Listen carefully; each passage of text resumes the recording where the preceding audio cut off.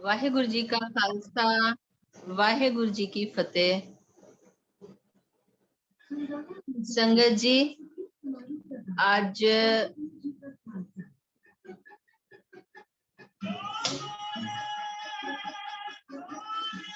संगत जी 1 मिनट जी।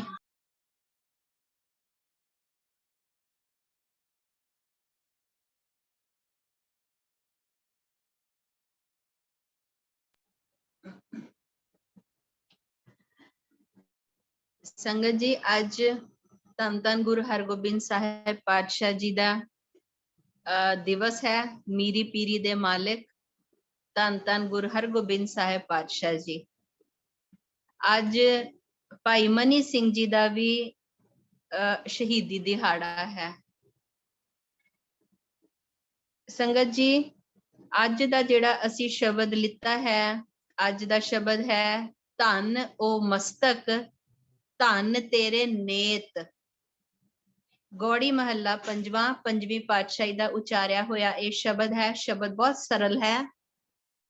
धन ओ मस्तक धन ने, ओ मनुख धन ने जेड़े मनुख तेरे दर ते, हे प्रभु हे वाहेगुरु, ओ मस्तक धन ने जेड़े तेरे दर ते आके झुकदे ने।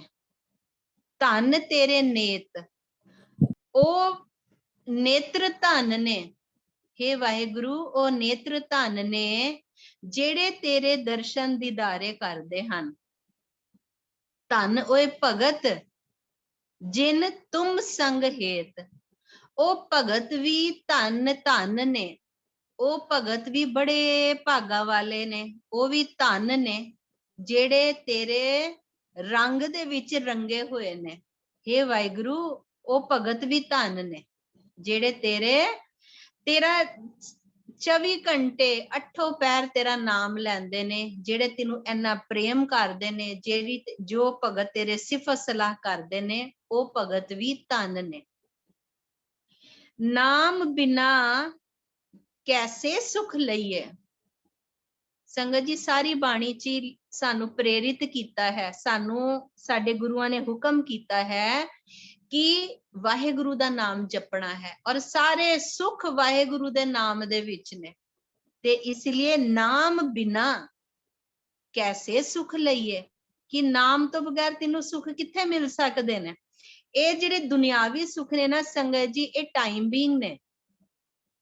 जेड़े जेड़े ਅਸੀਂ कहने ना सैटिस्फैक्शन, किसी नू 2 पैसे च सैटिस्फैक्शन मिल जाती है, कंटेंटमेंट जिन्हों असी कहने ओ मिल जाता है। और कईयां नू इन्ना कुछ लखा करोड़ों आन दे बावजूद भी किन्ने घर बना लैन, किन्ना कुछ कट्ठा कर लैन दुनियावी चीजां, पर उन्हां नू सुख प्राप्त नहीं हुंदा, उन्हां नू ਜਿਹੜਾ ਅੰਦਰ ਦਾ ਸੈਟੀਸਫੈਕਸ਼ਨ ਆ ਉਹ ਪ੍ਰਾਪਤ ਨਹੀਂ ਹੁੰਦਾ। ਤੇ ਉਹ ਪ੍ਰਾਪਤੀ ਕਿਹਦੇ ਨਾਲ ਹੁੰਦੀ ਹੈ? ਵਾਹਿਗੁਰੂ ਦੇ ਨਾਮ ਦੇ ਨਾਲ ਪ੍ਰਾਪਤੀ ਹੁੰਦੀ ਹੈ। ਨਾਮ ਬਿਨਾ ਕੈਸੇ ਸੁਖ ਲਈਏ, ਨਾਮ ਤੋਂ ਬਗੈਰ ਸੁਖ ਨਹੀਂ ਕਿਤੇ ਮਿਲਦਾ। ਔਰ ਉਹਦੇ ਵਾਸਤੇ ਫਿਰ ਕੀ ਕਰਨਾ ਹੈ? ਰਸਨਾ ਰਾਮ ਨਾਮ ਜਸ ਕਹੀਏ। ਤੇ हे ਮਨੁੱਖ, ਜੇ ਤੂੰ ਸੁਖ ਚਾਹਨਾ ਹੈ ਨਾ ਤੇ ਵਾਹਿਗੁਰੂ ਦਾ ਨਾਮ ਜਪ, अपने रसना तो वाहेगुरु दी सिफत सलाह कर, वाहेगुरु दा नाम जप। तिन ऊपर जाइए कुर्बान, उन्हां मनुखां दे उत्ते कुर्बान जाण नू दिल करदा है। किन्ना दे उत्ते? नानक जिन जपिया निर्बाण, जेड़े मनुख ओ वाहेगुरु दा नाम जपदे ने, ओ वाहेगुरु निर्बाण, ओ वाहेगुरु जेड़ा निर्लेप है, जेड़ा निर्मल है, जेड़ा पवित्र है, उस वाहेगुरु नू, उस निरंकार नू जेड़ा जपदा है, उस मनुख दे उत्ते कुर्बान जाण नू दिल करदा है। संगत जी छोटा जिहा शब्द है। अज असी देखांगे मीरी पीरी दे मालिक धन धन गुरु हरगोबिंद साहिब पातशाह जी। उन्हां दी जदों पिता ਧੰਨ ਧੰਨ ਗੁਰੂ ਅਰਜਨ ਦੇਵ ਪਾਤਸ਼ਾਹ ਜੀ ਦੀ ਸ਼ਹੀਦੀ ਹੋ ਜਾਂਦੀ ਹੈ, ਉਸ ਤੋਂ ਬਾਅਦ ਉਹਨਾਂ ਦੀ ਦਸਤਾਰਬੰਦੀ ਹੁੰਦੀ ਹੈ, ਅਕਾਲ ਤਖਤ ਦੀ ਸਿਰਜਣਾ ਹੁੰਦੀ ਹੈ ਔਰ ਮੀਰੀ ਪੀਰੀ ਦੀਆਂ 2 ਤਲਵਾਰਾਂ ਪਾਤਸ਼ਾਹ ਧਾਰਨ ਕਰਦੇ ਨੇ। ਅੱਜ ਅਸੀਂ ਇਹ ਇਤਿਹਾਸ ਨਾਲ ਸਾਂਝ ਪਾਵਾਂਗੇ ਸੰਗਤ ਜੀ। ਜਦੋਂ ਧੰਨ ਧੰਨ ਗੁਰੂ ਅਰਜਨ ਦੇਵ ਪਾਤਸ਼ਾਹ ਜੀ ਦੀ ਸ਼ਹੀਦੀ ਹੋ ਜਾਂਦੀ ਹੈ ਲਾਹੌਰ ਵਿੱਚ, ਤੇ 5 ਸਿੱਖ ਜਿਹੜੇ ਉਹਨਾਂ ਦੇ ਨਾਲ ਹੁੰਦੇ ਨੇ ਉਹ ਆਂਦੇ ਨੇ ਅੰਮ੍ਰਿਤਸਰ ਔਰ ਦਰਬਾਰ ਸਾਹਿਬ ਦੇ ਵਿੱਚ ਆਂਦੇ ਨੇ, ਜਿੱਥੇ ਉਹ ਦੇਖਦੇ ਨੇ ਕਿ ਧੰਨ ਧੰਨ ਗੁਰੂ ਹਰਗੋਬਿੰਦ ਸਾਹਿਬ ਪਾਤਸ਼ਾਹ ਜੀ ਬੈਠੇ ਹੋਏ ਹਨ। ਉਹਨਾਂ ਦੇ ਆ ਕੇ ਸਨਮੁਖ ਖੜੇ ਹੋ ਜਾਂਦੇ ਨੇ, ਹੱਥ ਜੋੜ ਕੇ ਖੜੇ ਹੋ ਜਾਂਦੇ ਨੇ ਔਰ ਧੰਨ ਧੰਨ ਗੁਰੂ ਅਰਜਨ ਦੇਵ ਪਾਤਸ਼ਾਹ ਜੀ ਦਾ ਹੁਕਮ ਉਹਨਾਂ ਨੂੰ ਆ ਕੇ ਸੁਣਾਉਂਦੇ ਨੇ ਕਿ ਪਾਤਸ਼ਾਹ ਨੇ ਕਿਹਾ ਹੈ ਕਿ ਜਦੋਂ ਉਹ ਸਰੀਰ ਤਿਆਗ ਦੇਣ, ਉਸ ਤੋਂ ਬਾਅਦ ਇੱਕ ਵੱਡਾ ਇਕੱਠ ਕਰਨ, ਸਾਰਿਆਂ ਨੂੰ ਬੁਲਾਣ ਔਰ ਹਰਗੋਬਿੰਦ ਸਾਹਿਬ ਜੀ ਨੂੰ ਗੁਰਤਾ ਗੱਦੀ ਤੇ ਬਿਠਾ ਦੇਣ।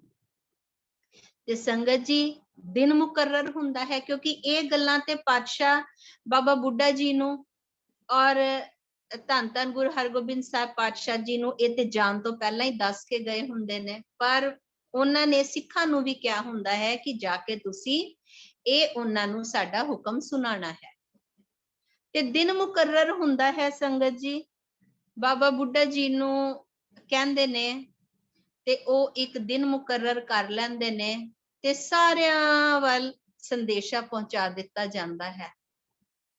ਗੁਰੂ ਅਮਰਦਾਸ ਜੀ ਦੇ ਘਰੋਂ ਵੀ ਸਿੱਖ ਸੰਗਤਾਂ ਆਂਦੀਆਂ ਨੇ, ਗੁਰੂ ਅੰਗਦ ਦੇਵ ਜੀ ਦੇ ਘਰੋਂ ਵੀ ਸਿੱਖ ਸੰਗਤਾਂ ਆਂਦੀਆਂ ਨੇ, ਸਾਰਿਆਂ ਜਗ੍ਹਾ ਤੋਂ ਚਾਰੋਂ ਪਾਸੋਂ ਦੀ ਸਿੱਖ ਆਂਦੇ ਨੇ, ਪ੍ਰੇਮੀ ਆਂਦੇ ਨੇ ਤੇ ਸਾਰੇ ਜਾਣੇ ਜੋ ਰਿਸ਼ਤੇਦਾਰ ਹੁੰਦੇ ਨੇ ਉਹ ਪਾਤਸ਼ਾਹ ਵਾਸਤੇ ਦਸਤਾਰਾਂ ਲੈ ਕੇ ਆਂਦੇ ਨੇ। ਪਰ ਜਿਹੜੀ ਪਹਿਲੀ ਦਸਤਾਰ ਸਜਾਈ ਜਾਂਦੀ ਹੈ ਧੰਨ ਧੰਨ ਗੁਰੂ ਹਰਗੋਬਿੰਦ ਸਾਹਿਬ ਪਾਤਸ਼ਾਹ ਜੀ ਦੇ ਸੀਸ ਉੱਤੇ, ਉਹ ਧੰਨ ਧੰਨ ਬਾਬਾ ਬੁੱਢਾ ਜੀ ਸਜਾਉਂਦੇ ਹਨ। ਸੰਗਤ ਜੀ, ਬਾਬਾ ਬੁੱਢਾ ਜੀ ਦਾ ਇੱਕ ਵਿਸ਼ੇਸ਼ ਸਥਾਨ ਰਿਹਾ ਹੈ ਗੁਰੂ ਘਰ ਦੇ ਵਿੱਚ, ਬਹੁਤ ਸਤਿਕਾਰ ਗੁਰੂਆਂ ਨੇ ਉਹਨਾਂ ਦਾ ਕੀਤਾ ਹੈ, ਕਿਉਂਕਿ ਬਾਬਾ ਬੁੱਢਾ ਜੀ ਵੀ ਉਹਨਾਂ ਨੇ ਗੁਰਬਾਣੀ ਦਾ ਯੁੱਗ ਦੇਖਿਆ। ਬਾਬਾ ਬੁੱਢਾ ਜੀ ਨੇ ਪਹਿਲੀ ਪਾਤਸ਼ਾਹੀ ਤੋਂ ਲੈ ਕੇ 5ਵੀਂ ਪਾਤਸ਼ਾਹੀ ਤੱਕ ਦਾ ਗੁਰਬਾਣੀ ਦਾ ਯੁੱਗ ਦੇਖਿਆ। ਉਹਨਾਂ ਨੇ ਫਿਰ ਸ਼ਹਾਦਤ ਦਾ ਯੁੱਗ ਦੇਖਿਆ, 5ਵੀਂ ਪਾਤਸ਼ਾਹੀ ਦੀ ਸ਼ਹਾਦਤ ਹੋਈ। ਫਿਰ ਇਸ ਤੋਂ ਬਾਅਦ ਉਹਨਾਂ ਨੇ ਜੁਝਾਰੂ ਯੁੱਗ ਦੇਖਿਆ। ਇਸ ਲਈ ਇਹਨਾਂ ਦਾ ਵਿਸ਼ੇਸ਼ ਗੁਰੂ ਘਰ ਚ ਵਿਸ਼ੇਸ਼ ਸਥਾਨ ਰਿਹਾ ਹੈ, ਇਹਨਾਂ ਦਾ ਵਿਸ਼ੇਸ਼ ਸਤਿਕਾਰ ਰਿਹਾ ਹੈ। ਔਰ ਬ੍ਰਹਮ ਗਿਆਨੀ ਤੇ ਸੰਗਤ ਜੀ ਬਾਬਾ ਬੁੱਢਾ ਜੀ ਸੀਗੇ ਹੀ। ਪਹਿਲੀ ਦਸਤਾਰ ਪਾਤਸ਼ਾਹ ਦੇ ਸਿਰ ਤੇ ਧੰਨ ਧੰਨ ਬਾਬਾ ਬੁੱਢਾ ਜੀ ਸਜਾਉਂਦੇ ਨੇ ਔਰ ਦਸਤਾਰ ਸਜਾ ਕੇ ਪਾਤਸ਼ਾਹ ਨੂੰ ਨਮਸਕਾਰ ਕਰਦੇ ਹਨ, ਕਿਉਂਕਿ ਤਿਲਕ ਤੇ ਗੁਰੂ ਅਰਜਨ ਦੇਵ ਪਾਤਸ਼ਾਹ ਜੀ ਪਹਿਲਾਂ ਹੀ ਆਪਣੇ ਸਾਹਮਣੇ ਹੀ ਤਿਲਕ ਲਗਵਾ ਕੇ ਜਾਂਦੇ ਨੇ ਤੇ ਦਸਤਾਰ ਬਾਬਾ ਬੁੱਢਾ ਜੀ ਸਜਾਉਂਦੇ ਨੇ ਪਾਤਸ਼ਾਹ ਦੇ ਸੀਸ ਉੱਤੇ ਔਰ ਗੁਰਤਾ ਗੱਦੀ ਤੇ ਬਿਠਾ ਦਿੰਦੇ ਨੇ ਔਰ ਉਹਨਾਂ ਨੂੰ ਨਮਸਕਾਰ ਕਰਦੇ ਨੇ। ਇਸ ਸਮੇਂ ਸੰਗਤ ਜੀ ਪਾਤਸ਼ਾਹ ਦੀ ਆਯੂ, ਸਰੀਰਿਕ ਆਯੂ ਸਿਰਫ 11 ਵਰਸ਼ ਸੀ। ਹਾਲਾਂਕਿ ਬਾਬਾ ਬੁੱਢਾ ਜੀ ਦੀ ਇਸ ਸਮੇਂ ਆਯੂ ਉਹਨਾਂ ਦੀ 100 ਸਾਲ ਦੀ ਸੀ ਸੰਗਤ ਜੀ, ਪਰ ਫਿਰ ਵੀ 11 ਸਾਲ ਦੇ ਗੁਰੂ ਸਾਹਿਬਾਨ ਨੂੰ ਜਦੋਂ ਗੁਰਤਾ ਗੱਦੀ ਤੇ ਬਿਠਾਇਆ ਔਰ ਪਾਤਸ਼ਾਹ ਬਾਬਾ ਬੁੱਢਾ ਜੀ ਨੇ ਉਹਨਾਂ ਨੂੰ ਨਮਸਕਾਰ ਕੀਤੀ।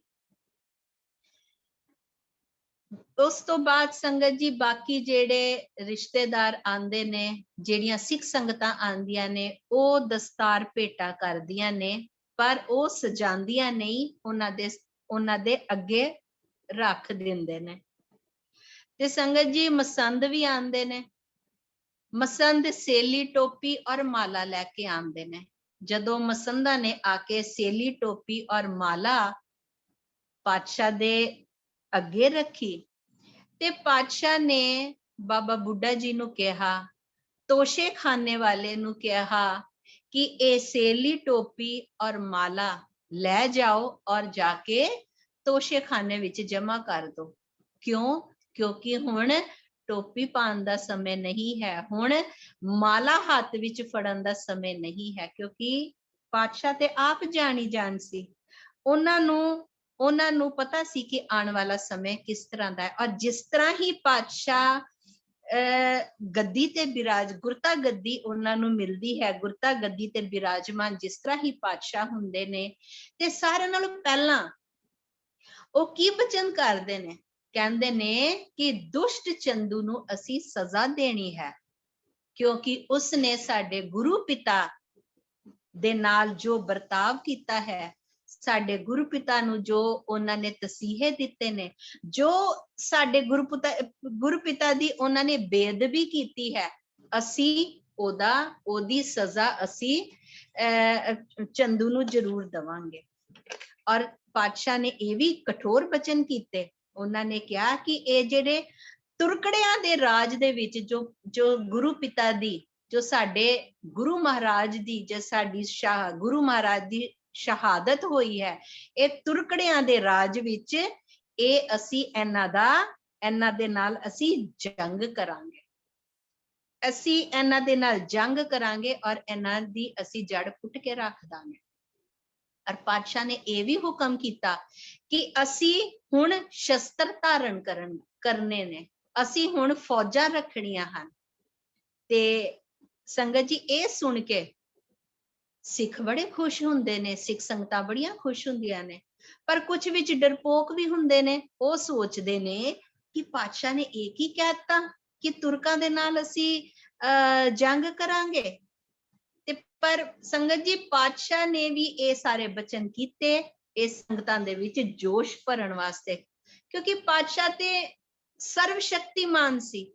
ਉਹ ਚਾਹੁੰਦੇ ਤੇ ਕੀ ਨਹੀਂ ਕਰ ਸਕਦੇ ਸੀ। ਅਗਰ ਉਹ ਚਾਹੁੰਦੇ ਤੇ ਅੰਮ੍ਰਿਤਸਰ ਚ ਬੈਠੇ ਬੈਠੇ ਚੰਦੂ ਨੂੰ ਲਾਹੌਰ ਚ ਉਹ ਖਤਮ ਕਰ ਸਕਦੇ ਸੀ। ਪਰ ਸੰਗਤ ਜੀ, ਪਾਤਸ਼ਾਹ ਨੇ ਕਰਾਮਾਤ ਨਹੀਂ ਕਰਨੀ ਸੀ, ਉਹਨਾਂ ਨੇ ਜੰਗ ਕੀਤੀਆਂ। ਇਹ ਸਿੱਖਾਂ ਦੇ ਵਿੱਚ ਜੋਸ਼ ਭਰਨ ਵਾਸਤੇ ਪਾਤਸ਼ਾਹ ਨੇ ਕਿਹਾ ਕਿ ਅਸੀਂ ਚੰਦੂ ਨੂੰ ਸਜ਼ਾ ਦੇਵਾਂਗੇ। ਫਿਰ ਜਦੋਂ ਦਸਤਾਰ ਬੰਦੀ ਦੀ ਰਸਮ ਹੋ ਜਾਂਦੀ ਹੈ, ਪਗੜੀ ਦੀ ਰਸਮ ਹੋ ਜਾਂਦੀ ਹੈ, ਤੇ ਪਾਤਸ਼ਾਹ ਇਹ ਸਾਰਾ ਐਲਾਨ ਕਰ ਦਿੰਦੇ ਨੇ ਕਿ ਅਸੀਂ ਹੁਣ ਸ਼ਸਤਰ ਧਾਰਨ ਕਰਨੇ ਨੇ, ਸ਼ਸਤਰ ਰੱਖਣੇ ਨੇ, ਹੁਣ ਅਸੀਂ ਫੌਜਾਂ ਤਿਆਰ ਕਰਾਂਗੇ, ਫੌਜਾਂ ਰੱਖਣੀਆਂ ਨੇ। ਤੇ ਉਸ ਤੋਂ ਬਾਅਦ ਫਿਰ ਪਾਤਸ਼ਾਹ ਜਾਂਦੇ ਨੇ ਔਰ ਮਾਤਾ ਜੀ ਦੇ ਪਾਸ ਜਾਂਦੇ ਨੇ ਤੇ ਉਹਨਾਂ ਨੂੰ ਨਮਸਕਾਰ ਕਰਦੇ ਨੇ। ਤੇ ਸੰਗਤ ਜੀ, ਅਗਲੇ ਦਿਨ ਜਿਸ ਤਰ੍ਹਾਂ ਸੰਗਤਾਂ ਦੂਰ ਨੇੜੋਂ, ਸੰਗਤ ਜੀ ਉਦੋਂ ਤੇ ਕਈ ਵਾਰੀ ਸੁਨਾਹ ਲੇਟ ਪਹੁੰਚਦਾ ਸੀ, ਇਸ ਲਈ ਜਿਸ ਤਰ੍ਹਾਂ ਸਭ ਨੂੰ ਪਤਾ ਲੱਗਦਾ ਸੀ ਕਿ ਗੁਰਤਾ ਗੱਦੀ ਪਾਤਸ਼ਾਹ ਨੂੰ ਮਿਲ ਗਈ ਹੈ ਤੇ ਸਾਰੇ ਦਰਸ਼ਨਾਂ ਵਾਸਤੇ ਆਉਂਦੇ ਸੀ, ਤੇ ਸੰਗਤਾਂ ਆਈ ਜਾ ਰਹੀਆਂ, ਦਰਸ਼ਨ ਕਰੀ ਜਾ ਰਹੀਆਂ।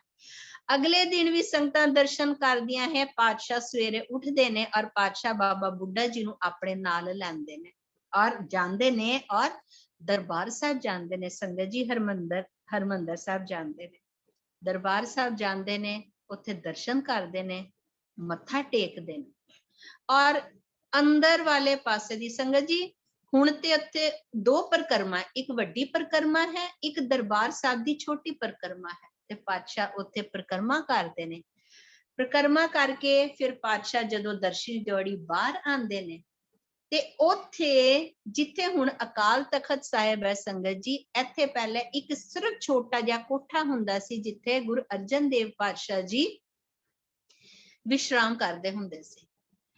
ਤੇ ਇਸ ਜਗ੍ਹਾ ਨੂੰ ਪਹਿਲਾਂ, ਇੱਥੇ ਜਦੋਂ ਅਕਾਲ ਤਖਤ ਨਹੀਂ ਬਣਿਆ ਸੀ ਸੰਗਤ ਜੀ, ਇਹ ਜਗ੍ਹਾ ਖੁੱਲੀ ਸੀ, ਖਾਲੀ ਸੀ। ਤੇ ਪਾਤਸ਼ਾਹ ਆ ਕੇ ਬਾਬਾ ਬੁੱਢਾ ਜੀ ਦੇ ਨਾਲ ਜਦੋਂ ਦਰਸ਼ਨੀ ਦਿਹਾੜੀ ਆਉਂਦੇ ਨੇ, ਤੇ ਸੰਗਤ ਜੀ ਉਹਨਾਂ ਨੂੰ ਪਤਾ ਹੁੰਦਾ ਹੈ ਕਿ ਅਕਾਲ ਤਖਤ ਦਾ ਨਿਰਮਾਣ ਕਿੱਥੇ ਕਰਨਾ ਹੈ। ਇਸ ਲਈ ਉਹ ਆਪਣੇ ਸਿੱਖਾਂ ਨੂੰ ਕਹਿੰਦੇ ਨੇ, ਕਹਿੰਦੇ ਇਹ ਅਕਾਲ ਬੁੰਗਾ। ਸੰਗਤ ਜੀ, ਅਕਾਲ ਤਖਤ ਤੋਂ ਪਹਿਲਾਂ ਇਸ ਸਥਾਨ ਦਾ ਨਾਮ ਸੀ ਅਕਾਲ ਬੁੰਗਾ। ਤੇ ਪਾਤਸ਼ਾਹ ਆਪਣੇ ਸਿੱਖਾਂ ਨੂੰ ਹੁਕਮ ਕਰਦੇ ਨੇ ਕਿ ਇੱਥੇ ਦੀ ਪਹਿਲਾਂ ਆਪ ਮੁਆਇਨਾ ਕਰਦੇ ਨੇ, फिर कहते ने कि इत्थे दी जगह सारी पद्धरी करो और साडे बैठन वास्ते इत्थे एक थड़ा तैयार करो। और संगत जी पातशाह दे ते हुक्म दी देर हुंदी सी, ओ ते काम तत्काल हुंदा सी, सेवक ते तत्पर रहंदे सी कि पातशाह सानू हुक्म करन ते असी कुछ काम करिए। जिस तरह ही पातशाह कहंदे ने कि इत्थे जगह पद्धरी करो, इत्थे साडे बैठन वास्ते एक थड़ा तैयार करना है, और पातशाह ये कह के एक इट लैके अपनी हथी उथे लगा देंदे ने। संगत जी पहली इट पातशाह अपने हथी लगांदे ने, और ओ इट अज भी लगी हुई है। संगत जी बेशक जदों भी हमला होया अकाल तखत दी बिल्डिंग ढट गई, पर तखत नू कुछ नहीं होया, जो थड़ा साहब बनया होया सी ओनू संगत जी कुछ नहीं होया, ओ अज भी उस तरह दा उस तरह ओही जगह उत्थे बरकरार है। संगत जी ते जिस तरह ही ओ पातशाह हुक्म दे दिंदे ने कि थड़ा तैयार करो, बाबा बुड्ढा जी और भाई गुरदास जी, संगत जी ए किसी राज मिस्त्री नू होर किसी नू ए हथ नहीं लगान दिंदे। उन्हां ने ए अकाल तखत दी सेवा, जो अकाल तखत दा ए जो थड़ा बनाया उन्होंने अपने हथी बनाया। क्यों? क्योंकि ए अकाल दा तखत है, ए कोई किसी होर दे हथों नहीं बन सकदा, ए अकाल दा तखत बनया।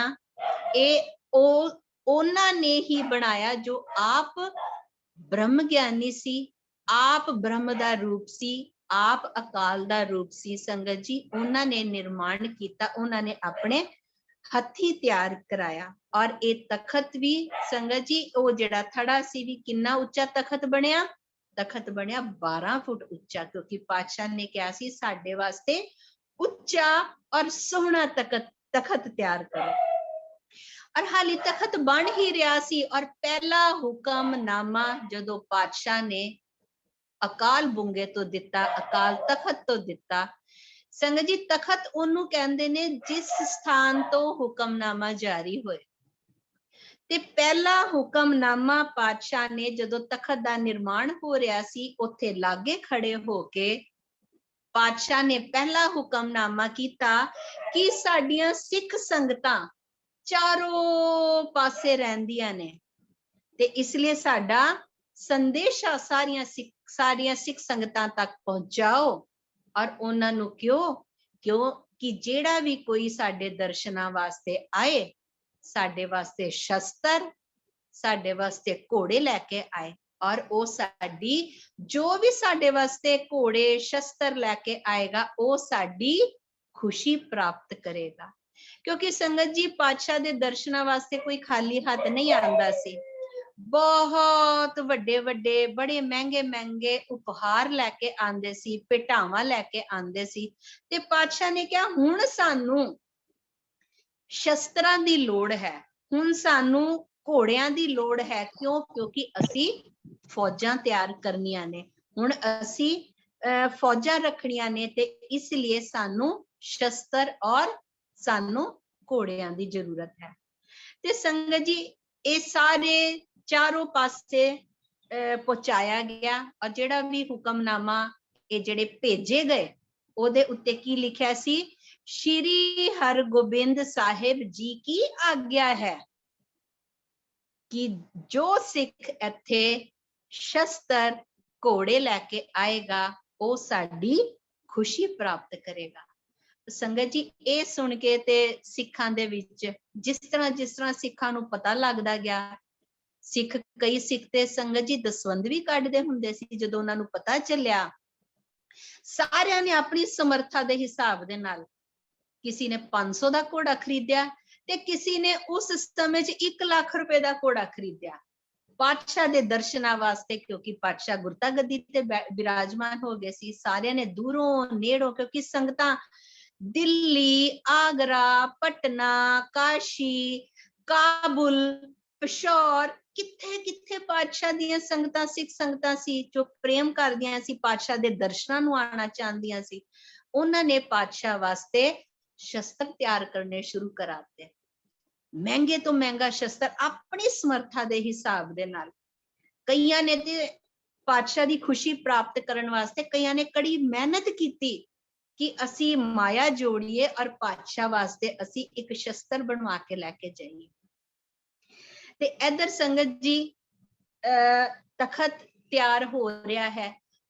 ਸੰਗਤਾਂ ਜਿਸ ਤਰ੍ਹਾਂ ਸੰਗਤਾਂ ਨੂੰ ਉਹਨਾਂ ਦੀ ਤਿਆਰੀ ਹੋ ਜਾਂਦੀ ਹੈ, ਸ਼ਸਤਰ ਬਣ ਜਾਂਦੇ ਨੇ, ਸੰਗਤਾਂ ਭੇਟਾਂ ਲੈ ਲੈ ਕੇ ਆਈ ਜਾ ਰਹੀਆਂ ਨੇ ਪਾਤਸ਼ਾਹ ਦੇ ਦਰਸ਼ਨਾਂ ਵਾਸਤੇ। ਔਰ ਹੁਣ ਪਾਤਸ਼ਾਹ ਨੇ ਤਖਤ ਤੇ ਸਜਣਾ ਹੈ ਤੇ ਪਾਤਸ਼ਾਹ ਵੀ ਤਿਆਰੀ ਕਰਦੇ ਨੇ, ਪਾਤਸ਼ਾਹ ਵੀ ਸ਼ਸਤਰ ਬਣਵਾਉਂਦੇ ਨੇ, ਬਹੁਤ ਸੁੰਦਰ ਸੁੰਦਰ ਸ਼ਸਤਰ ਬਣਵਾਉਂਦੇ ਨੇ। ਕਈ ਸ਼ਸਤਰ ਏਦਾਂ ਦੇ ਬਣਵਾਉਂਦੇ ਨੇ ਜਿਹਦੇ ਉੱਤੇ ਸੋਨੇ ਦੀ ਕਢਾਈ ਹੋਈ ਹੁੰਦੀ ਹੈ। ਜਦੋਂ ਜਿਹੜੀ ਹੱਤੀ ਹੁੰਦੀ ਹੈ, ਮੁੱਠੀ ਹੁੰਦੀ ਹੈ ਜੋ ਤਲਵਾਰ ਦੀ, ਉਹਦੇ ਉੱਤੇ ਕਢਾਈ ਹੋਈ ਹੁੰਦੀ ਹੈ। ਪਾਤਸ਼ਾਹ ਬਹੁਤ ਸੁੰਦਰ ਸੁੰਦਰ ਤਖਤ ਤੇ ਪਾਤਸ਼ਾਹ ਨੇ ਬੈਠਣਾ ਹੈ ਤਾਂ ਸਾਰਾ ਸਾਜੋ ਸਮਾਨ ਇਕੱਠਾ ਕਰਵਾਉਂਦੇ ਨੇ, ਸ਼ਸਤਰ ਤਿਆਰ ਕਰਵਾਉਂਦੇ ਨੇ। ਪਾਤਸ਼ਾਹ ਐਲਾਨ ਕਰ ਦਿੰਦੇ ਨੇ ਕਿ ਸੋਹਣੇ ਤੋਂ ਸੋਹਣੇ ਸ਼ਸਤਰ ਬਣਵਾਓ, ਸੋਹਣੇ ਤੋਂ ਸੋਹਣੇ ਘੋੜੇ ਖਰੀਦੋ। ਔਰ ਪਾਤਸ਼ਾਹ ਫਿਰ ਆਪਣੇ ਵਾਸਤੇ ਵੀ ਬਹੁਤ ਸੁੰਦਰ ਪੀਲੇ ਰੰਗ ਦਾ ਪੁਸ਼ਾਕਾ ਤਿਆਰ ਕਰਵਾਉਂਦੇ ਨੇ। ਕਿਉਂ? ਕਿਉਂਕਿ ਪਾਤਸ਼ਾਹ ਨੇ ਤਖਤ ਤੇ ਬੈਠਣਾ ਹੈ ਤੇ ਪਾਤਸ਼ਾਹ ਨੇ ਬਾਦਸ਼ਾਹ ਬਣ ਕੇ ਬੈਠਣਾ ਹੈ। ਕਿਉਂਕਿ ਸੰਗਤ ਜੀ ਉਸ ਸਮੇਂ ਤੇ ਕੋਈ ਉੱਚਾ ਤਖਤ ਨਹੀਂ ਬਣਵਾ ਸਕਦਾ ਸੀ। ਪਾਤਸ਼ਾਹ ਨੇ 12 ਫੁੱਟ ਉੱਚਾ ਤਖਤ ਬਣਵਾਇਆ। ਉਸ ਸਮੇਂ ਤੇ ਕੋਈ ਰਾਜਸੀ ਪੁਸ਼ਾਕਾ ਨਹੀਂ ਪਾ ਸਕਦਾ ਸੀ ਤੇ ਇਸ ਲਈ ਪਾਤਸ਼ਾਹ ਇੱਕ ਸ਼ਹਿਨशाह ਬਣ ਕੇ, ਇੱਕ ਰਾਜਾ ਬਣ ਕੇ ਤਖਤ ਤੇ ਬਿਰਾਜਮਾਨ ਹੋਣਾ ਚਾਹੁੰਦੇ ਸੀ। ਉਹਨਾਂ ਨੇ ਬਹੁਤ ਸੁੰਦਰ ਸੁੰਦਰ ਗਹਿਣੇ ਤਿਆਰ ਕਰਵਾਏ ਸੰਗਤ ਜੀ। ਔਰ ਸਿੱਖ ਸੰਗਤਾਂ ਵੀ ਪਾਤਸ਼ਾਹ ਨੂੰ ਭੇਟਾਂ ਦੇਣ ਵਾਸਤੇ ਕੋਈ ਕੰਗਨ ਬਣਵਾ ਰਿਹਾ, ਕੋਈ ਪਾਤਸ਼ਾਹ ਦੇ ਗਲੇ ਵਾਸਤੇ ਮਾਲਾ ਬਣਵਾ ਰਿਹਾ, ਕੋਈ ਪਾਤਸ਼ਾਹ ਨੂੰ ਭੇਟ ਕਰਨ ਵਾਸਤੇ ਸ਼ਸਤਰ ਬਣਵਾ ਰਿਹਾ ਹੈ, ਕੋਈ ਪਾਤਸ਼ਾਹ ਨੂੰ ਭੇਟਾ ਕਰਨ ਵਾਸਤੇ, ਕੋਈ ਇੱਕ ਸਿੱਖ ਨੇ ਤੇ ਪਾਤਸ਼ਾਹ ਨੂੰ ਭੇਟ ਕਰਨ ਵਾਸਤੇ ਤੇ ਪਾਤਸ਼ਾਹ ਵਾਸਤੇ ਪੁਸ਼ਾਕ ਬਣਵਾਈ। ਤੇ ਪਾਤਸ਼ਾਹ ਨੇ ਵੀ ਪੀਲੇ ਰੰਗ ਦਾ ਚੋਲਾ, ਪੀਲੇ ਰੰਗ ਦਾ ਪੁਸ਼ਾਕਾ ਆਪਣੇ ਵਾਸਤੇ ਤਿਆਰ ਕਰਵਾਇਆ, ਜਿਹਦੇ ਵਿੱਚ ਜ਼ਰੀ ਦਾ ਕੰਮ ਸੀ ਸੰਗਤ ਜੀ। ਸੰਗਤ ਜੀ ਉਸ ਸਮੇਂ ਤੇ ਜ਼ਰੀ ਵੀ ਪਿਓਰ ਹੁੰਦੀ ਸੀ, ਸੋਨੇ ਦੀ ਤਾਰ, ਚਾਂਦੀ ਦੇ ਨਾਲ ਕਢਾਈਆਂ ਹੁੰਦੀਆਂ ਸੀ। ਪਾਤਸ਼ਾਹ 9 ਤਰ੍ਹਾਂ ਦੇ ਗਹਿਣੇ ਹੁੰਦੇ ਨੇ, ਹੱਥਾਂ ਦੇ ਗਹਿਣੇ, ਗਲੇ 'ਚ ਪਾਉਣ ਵਾਲੀਆਂ ਮਾਲਾਵਾਂ, ਦਸਤਾਰ ਤੇ ਸਜਾਉਣ ਵਾਲੀ ਕਲਗੀ, ਦਸਤਾਰ ਤੇ ਸਜਾਉਣ ਵਾਲੀ ਜਿਗਾ।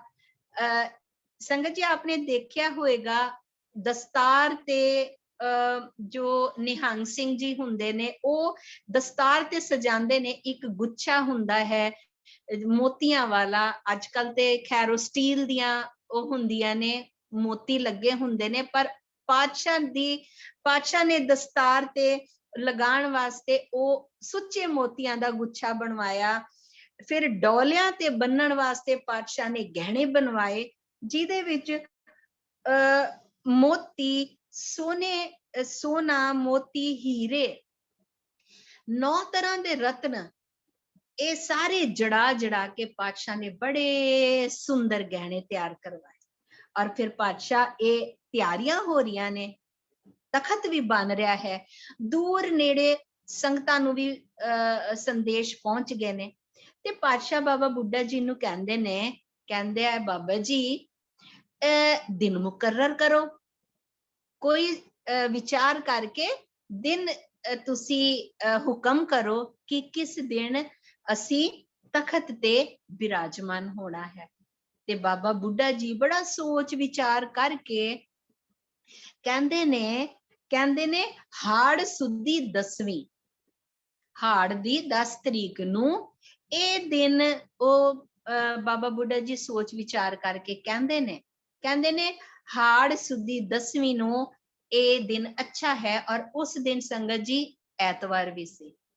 ਕਹਿੰਦੇ ਇਹ ਮੇਰੇ ਹਿਸਾਬ ਨਾਲ ਇਹ ਦਿਨ ਸਾਰਿਆਂ ਨਾਲੋਂ ਅੱਛਾ ਹੈ ਤੇ ਇਹ ਦਿਨ ਰੱਖ ਲਿੱਤਾ ਜਾਏ।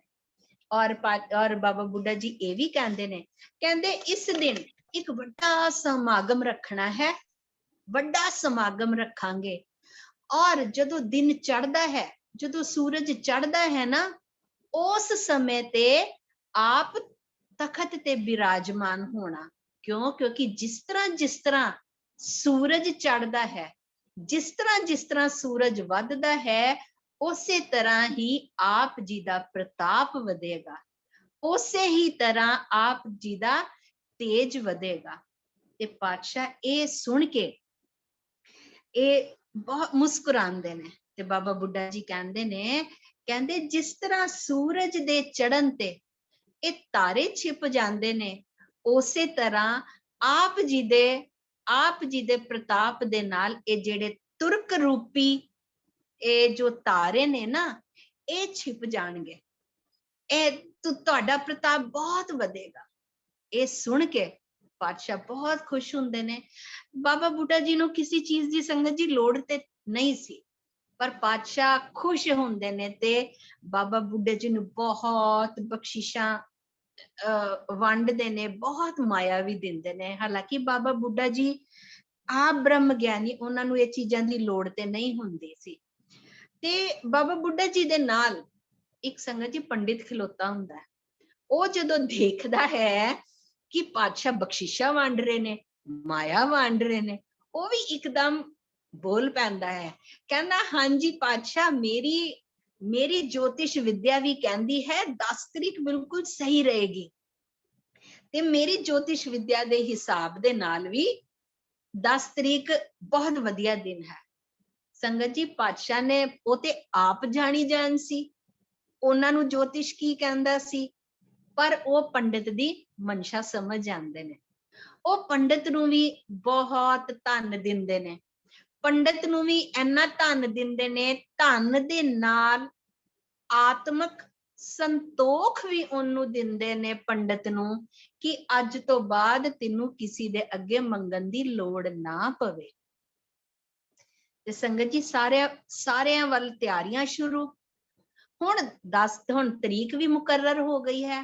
ਹੁਣ ਸਾਰੇ ਜਾਣੇ ਨਾ ਇਹ 10 ਤਰੀਕ ਦੀ ਉਡੀਕ ਕਰਦੇ ਨੇ।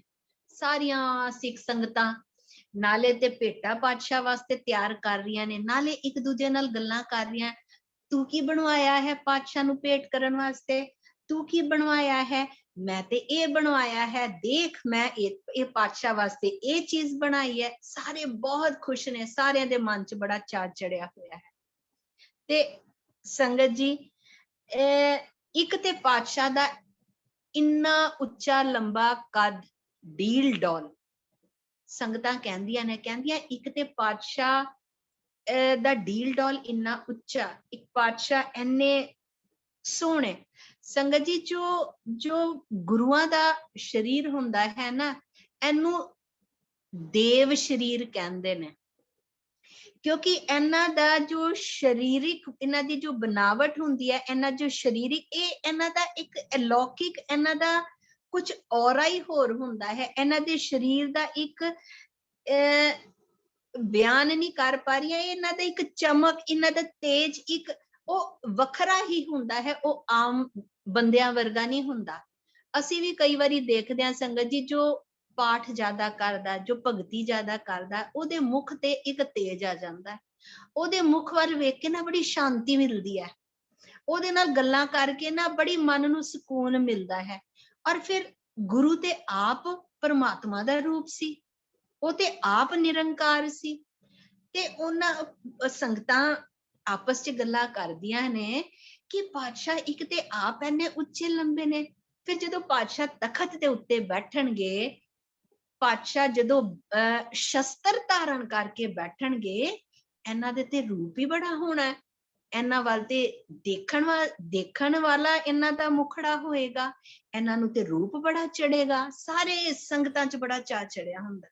ਸੰਗਤ ਜੀ, ਆਖਰ 10 ਤਰੀਕ ਵੀ ਆ ਜਾਂਦੀ ਹੈ। 10 ਤਰੀਕ ਆ ਗਈ, ਅੱਜ ਦਾ ਦਿਨ ਆ ਗਿਆ ਸੰਗਤ ਜੀ। ਸਾਰਿਆਂ ਨੂੰ ਬੜਾ ਚਾਅ ਚੜਿਆ, ਔਰ ਦੂਰ ਨੇੜੋਂ ਸੰਗਤਾਂ ਨਾ ਇਹ ਪਹਿਲਾਂ ਹੀ ਆ ਕੇ ਉੱਥੇ ਦਰਬਾਰ ਸਾਹਿਬ ਇਕੱਠੀਆਂ ਹੋਣੀਆਂ ਸ਼ੁਰੂ ਹੋ ਗਈਆਂ, ਕਿਉਂਕਿ ਦੂਰੋਂ ਨੇੜੋਂ ਆਣਾ ਸੀ ਤੇ ਕੋਈ ਜਲਦੀ ਪਹੁੰਚ ਰਿਹਾ, ਕੋਈ ਦੇਰ ਨਾਲ ਪਹੁੰਚ ਰਿਹਾ। ਤੇ ਜਿਸ ਤਰ੍ਹਾਂ ਸੰਗਤਾਂ ਆਈ ਜਾ ਰਹੀਆਂ, ਉਹ ਦਰਬਾਰ ਸਾਹਿਬ ਆ ਕੇ ਉਹ अपना दरबार साहब आंदियां ने, इशनान करदियां ने, सरोवर च इशनान करदियां ने, अंदर दरबार साहब च मत्था टेकदियां ने।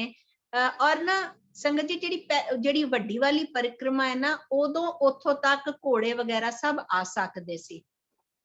ਤੇ ਉਸ ਵੱਡੀ ਵਾਲੀ ਜਿਹੜੀ ਹੁਣ ਪਰਿਕਰਮਾ ਹੈ, ਉਹਦੇ ਵਿੱਚ ਆ ਕੇ ਦੂਰੋਂ ਨੇੜੇ ਜਿਹੜੀਆਂ ਸੰਗਤਾਂ ਆਂਦੀਆਂ ਨੇ, ਉਹ ਆਪਣਾ ਡੇਰਾ ਉੱਥੇ ਲਗਾ ਲੈਂਦੀਆਂ ਨੇ, ਆਪਣੇ ਤੰਬੂ ਲਗਾ ਲੈਂਦੀਆਂ ਨੇ।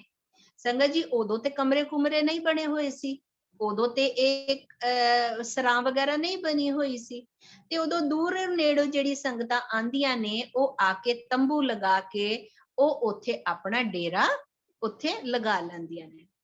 ਹੁਣ ਸੰਗਤ ਜੀ 10 ਤਰੀਕ ਤੇ ਅੱਜ ਆ ਗਈ, ਤੇ ਇੱਕ ਪਹਿਰ ਰਹਿੰਦੇ ਹੀ ਪਾਤਸ਼ਾਹ ਸਵੇਰੇ ਉੱਠਦੇ ਨੇ, ਪਾਤਸ਼ਾਹ ਇਸ਼ਨਾਨ ਕਰਦੇ ਨੇ, ਇਸ਼ਨਾਨ ਕਰਕੇ ਉਹ ਚੌਂਕੜਾ ਲਗਾ ਲੈਂਦੇ ਨੇ। ਚੌਂਕੜਾ ਲਗਾ ਕੇ ਪਾਤਸ਼ਾਹ ਸਮਾਧੀ ਚ ਬੈਠ ਜਾਂਦੇ ਨੇ। ਐਸਾ ਪਾਤਸ਼ਾਹ ਸਮਾਧੀ ਲਗਾਉਂਦੇ ਨੇ ਕਿ ਦਿਨ ਚੜਨ ਤੱਕ, ਸੂਰਜ ਚੜਨ ਤੱਕ ਪਾਤਸ਼ਾਹ ਸਮਾਧੀ ਦਾ ਸੁਖ ਮਾਣਦੇ ਨੇ। ਜਦੋਂ ਸੰਗਤ ਜੀ ਸੂਰਜ ਚੜਿਆ ਤੇ ਸੰਗਤਾਂ ਤੇ ਉੱਥੇ ਰਾਤ ਨੂੰ ਹੀ ਆ ਕੇ ਬੈਠ ਗਈਆਂ ਸੀ, ਰਾਤੀ ਆ ਗਈਆਂ ਸੀ। ਫਿਰ ਪਾਤਸ਼ਾਹ ਤਿਆਰ ਹੁੰਦੇ ਨੇ, ਜਿਹੜਾ ਪੀਲਾ ਪੁਸ਼ਾਕਾ ਪਾਤਸ਼ਾਹ ਨੇ ਤਿਆਰ ਕਰਵਾਇਆ ਹੁੰਦਾ ਹੈ, ਪਾਤਸ਼ਾਹ ਪੀਲਾ ਪੁਸ਼ਾਕਾ ਪਾਉਂਦੇ ਨੇ, ਸੁੰਦਰ ਸੋਹਣੀ ਦਸਤਾਰ ਸੀਸ ਤੇ ਸਜਾਉਂਦੇ ਨੇ, ਦਸਤਾਰ ਉੱਤੇ ਜਿਗਾ ਸਜਾਉਂਦੇ ਨੇ, ਦਸਤਾਰ ਉੱਤੇ ਕਲਗੀ ਸਜਾਉਂਦੇ ਨੇ, ਜੋ ਹੀਰੇ ਦੀ ਚਮਕ, ਜਿਹਦੇ ਚੋਂ ਚਮਕਾਂ ਆ ਰਹੀਆਂ ਹੁੰਦੀਆਂ ਨੇ। ਪਾਤਸ਼ਾਹ ਫਿਰ ਸੁੱਚੇ ਮੋਤੀਆਂ ਦਾ ਗੁੱਛਾ ਵੀ ਦਸਤਾਰ 'ਚ ਲਗਾਉਂਦੇ ਨੇ। ਗਲੇ ਦੇ ਵਿੱਚ ਪਾਤਸ਼ਾਹ ਮਾਲਾ ਪਾਉਂਦੇ ਨੇ ਸੁੱਚੇ ਮੋਤੀਆਂ ਦੀਆਂ, ਜਿਹਦੇ ਵਿੱਚ ਹੀਰੇ ਜੜੇ ਹੋਏ ਨੇ। ਪਾਤਸ਼ਾਹ ਕੰਗਣ ਪਾਉਂਦੇ ਨੇ। ਡੋਲਿਆਂ ਤੇ ਪਾਤਸ਼ਾਹ ਗਹਿਣੇ ਸਜਾਉਂਦੇ ਨੇ, ਕਿਉਂਕਿ ਪਾਤਸ਼ਾਹ ਨੇ ਸ਼ਹਿਨशाह ਬਣ ਕੇ ਤਖਤ ਤੇ ਬਿਰਾਜਮਾਨ ਹੋਣਾ ਹੈ।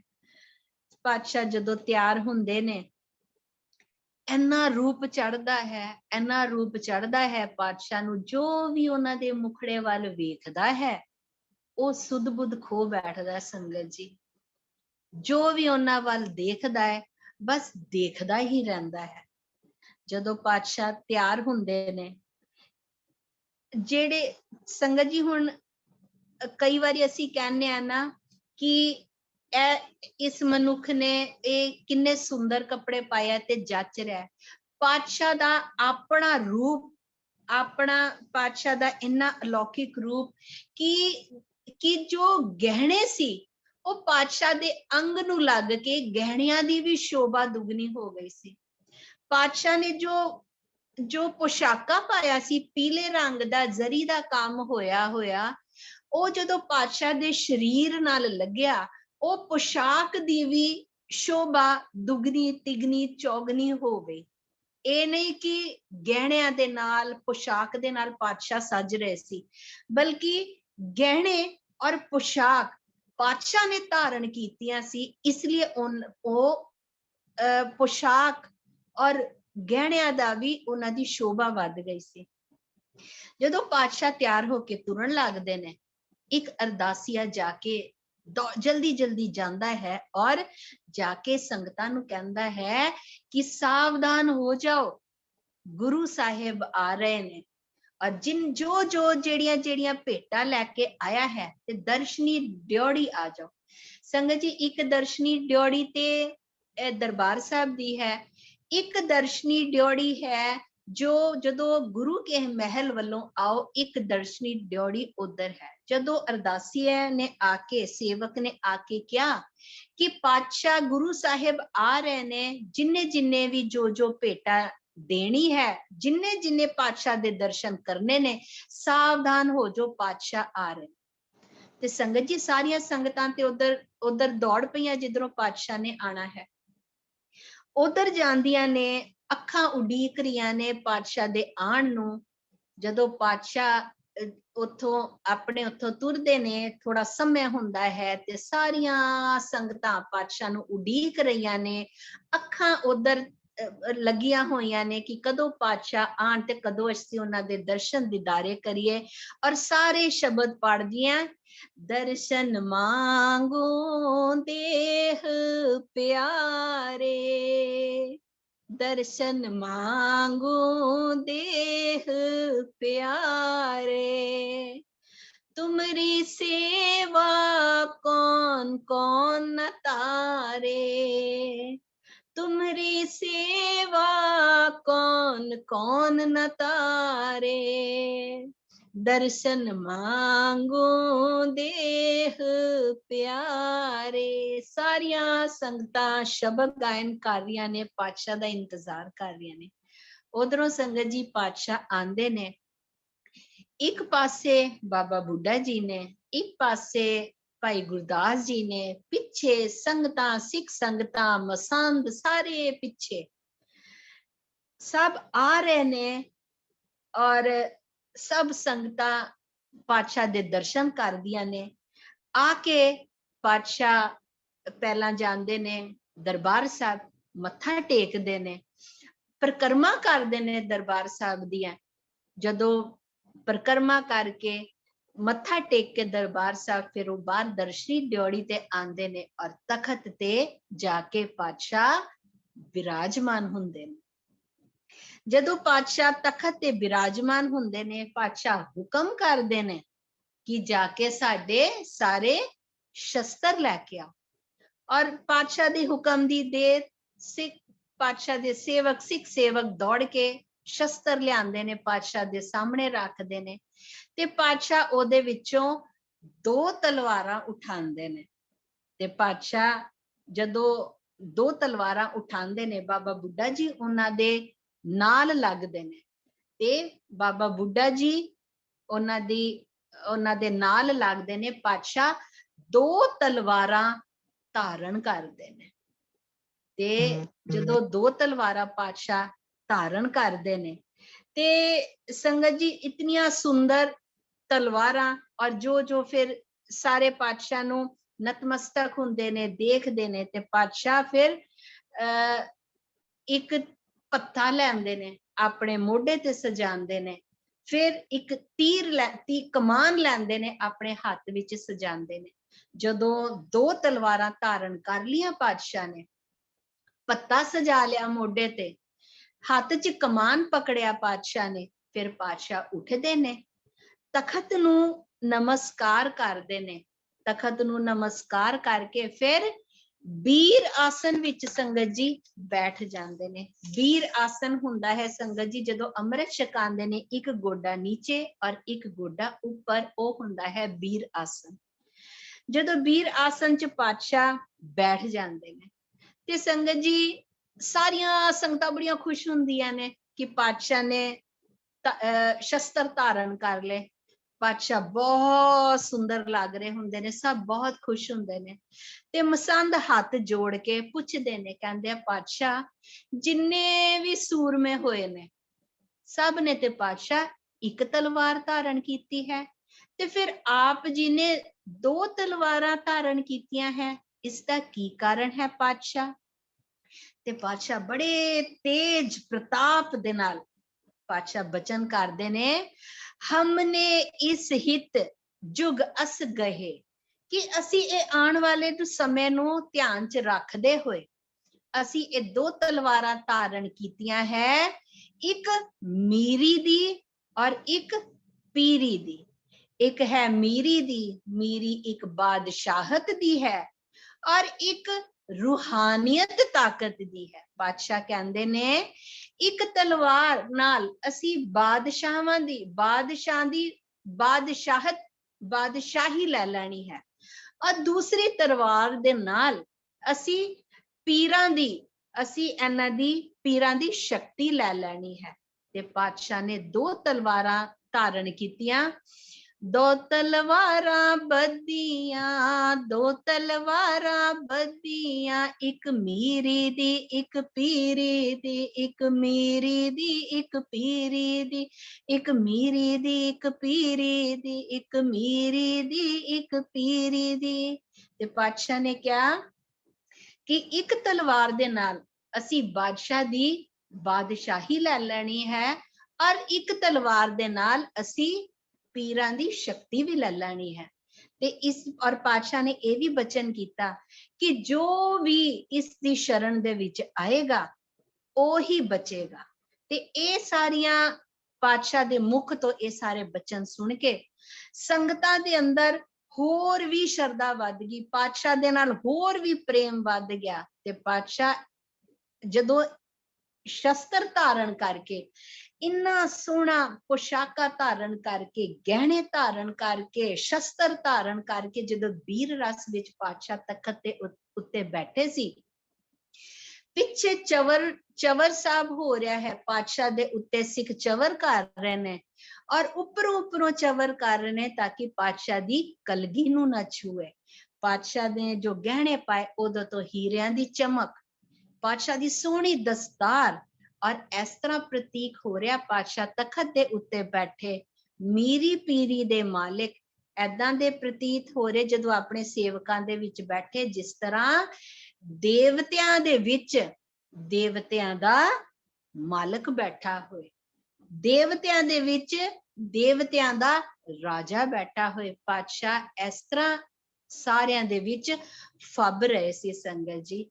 ਤੇ ਸੰਗਤ ਜੀ ਇसी लिए ਪਾਤਸ਼ਾਹ ਨੂੰ ਮੀਰੀ ਪੀਰੀ ਦੇ ਮਾਲਕ ਸਾਰੇ ਜਾਣੇ ਆਖਦੇ ਹਨ ਜੀ। ਸੋ ਸੰਗਤ ਜੀ, ਧੰਨ ਧੰਨ ਸ਼੍ਰੀ ਗੁਰੂ ਹਰਗੋਬਿੰਦ ਸਾਹਿਬ ਪਾਤਸ਼ਾਹ ਜੀ, ਧੰਨ ਧੰਨ ਸ਼੍ਰੀ ਗੁਰੂ ਹਰਗੋਬਿੰਦ ਸਾਹਿਬ ਪਾਤਸ਼ਾਹ ਜੀ। ਸੰਗਤ ਜੀ, ਐਨੀ ਜੀ ਸੇਵਾ ਪ੍ਰਵਾਨ ਕਰਨਾ, ਬਹੁਤ ਗਲਤੀਆਂ ਬੇਦਬੀਆਂ ਹੋ ਜਾਂਦੀਆਂ ਨੇ, ਮਾਫ ਕਰ ਦਿਆ ਕਰੋ ਸੰਗਤ ਜੀ। ਆਓ ਹੁਣ ਅਸੀਂ ਮਿਲ ਕੇ ਸ਼ਬਦ ਪੜ੍ਹਦੇ ਹਾਂ।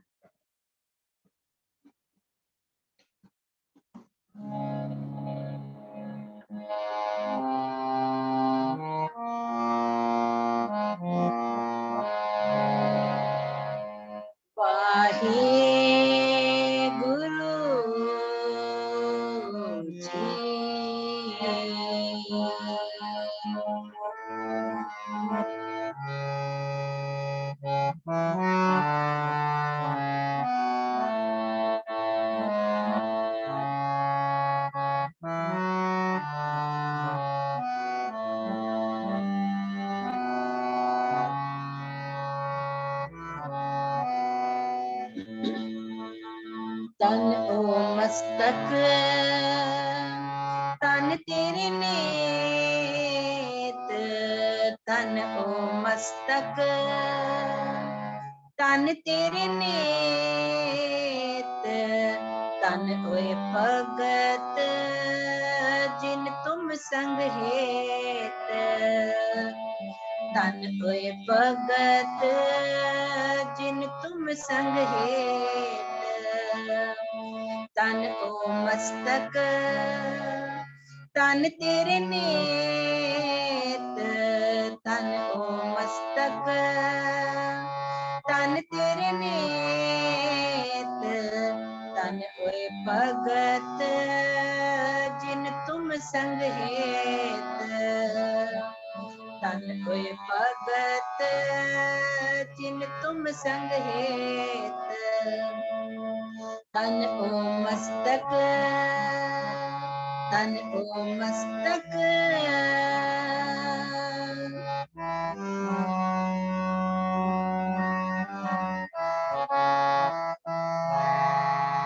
नाम बिना कैसे सुख लहिए, नाम बिना कैसे सुख लहिए, रसना राम नाम जस कहिए,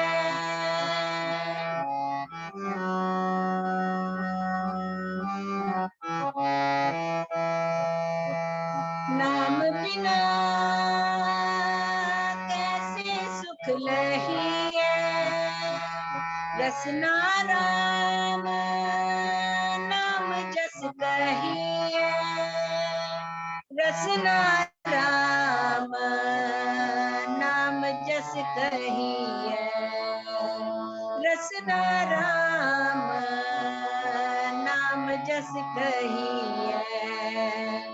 तन ओ मस्तक तन तेरे नेत, तन ओ मस्तक तन तेरे नेत, तन होए भगत जिन तुम संग हेत।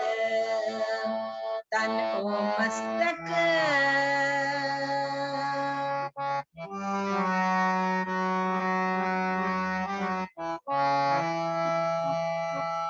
तिन ऊपर जाइए कुर्बान।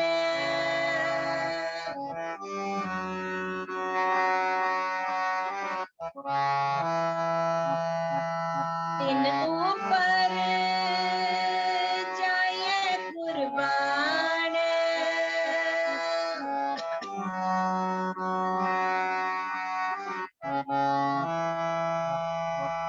नानक जी ने जपिया निर्वाण।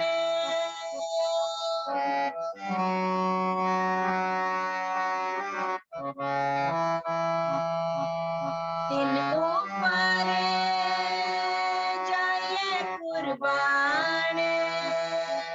नानक जी ने जपिया निर्वाण। नानक जी ने जपिया निर्वाण। नानक जी ने जपिया निर्वाण। तन ओ मस्तक तन तेरे नेत, तन ओ मस्तक तन तेरे नेत, तन होए भगत जिन तुम संग हेत। तन होए भगत जिन तुम संग हेत।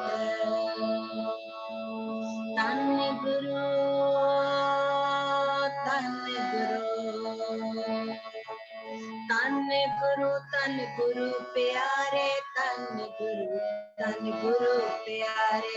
तन गुरु प्यारे। तन गुरु प्यारे। तन गुरु तन गुरु तन गुरु प्यारे। तन गुरु प्यारे। तन गुरु प्यारे। तन गुरु प्यारे। तन ओ मस्तक तन तेरे नेत, तन ओ मस्तक तन तेरे नेत, तन होए भगत जिन तुम संग हेत। तन होए भगत जिन तुम संग हेत। तन ओ मस्तक तन ओ मस्तक तन ओ मस्तक। वाहेगुरु जी का खालसा वाहेगुरु जी की फतेह। भुला चुका दी क्षमा कर देना संगत जी।